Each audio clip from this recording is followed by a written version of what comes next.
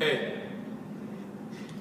during the late 1800s, the gap between rich and poor grew wider. By 1865 and in the 1900s, a small percentage of Americans grew fabulously wealthy.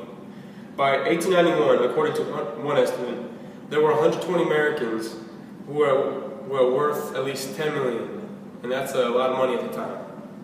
At the same time, the arrival of immigrants swelled the ranks of the working class. Many workers found it nearly impossible to get ahead. Although wages increased gradually, the cost of living also increased faster. So while the rich got richer, the poor continued to live in these poor conditions. Many took lodgers into their tiny flats to help share the cost of rent. Working class people remained in the cities, and immigrants tended to cluster together in ethnic neighborhoods. For one example, the Chinese in San Francisco were jammed together in one district known as Chinatown because they were barred from other areas. In cities like San Antonio and Los Angeles, Mexican immigrants lived in neighborhoods called barrios. African American migrants also lived in neighborhoods separated from other city residents.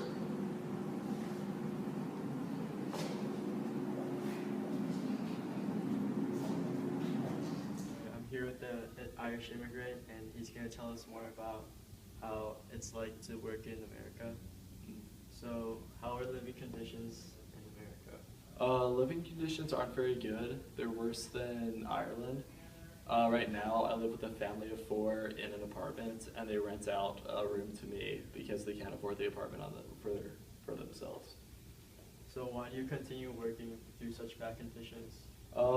Still working here is better than just working on like a field of farming back at home. So, and I'm really hoping to like sort of rise and not be a laborer for my entire life. How are you treated by Americans? Most Americans don't like immigrants because they think we're taking their jobs and just sort of swelling the lower class.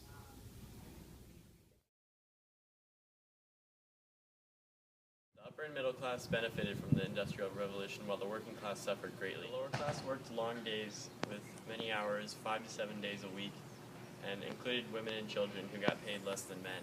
Upper class benefited from the Industrial Revolution as the quality of life increased and the cost of living decreased.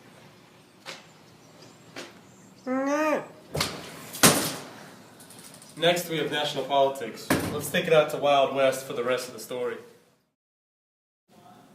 Corruption on the national level grew exponentially in this time period.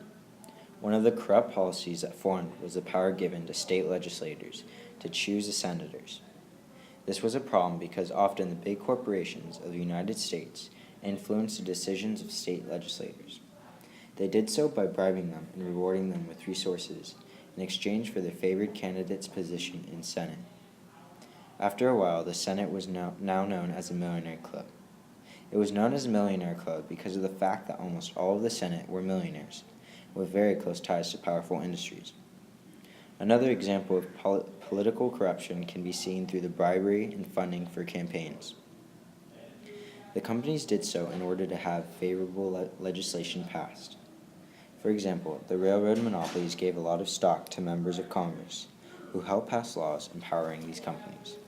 Railroad companies were one of the few powerful industries that had a say in politics.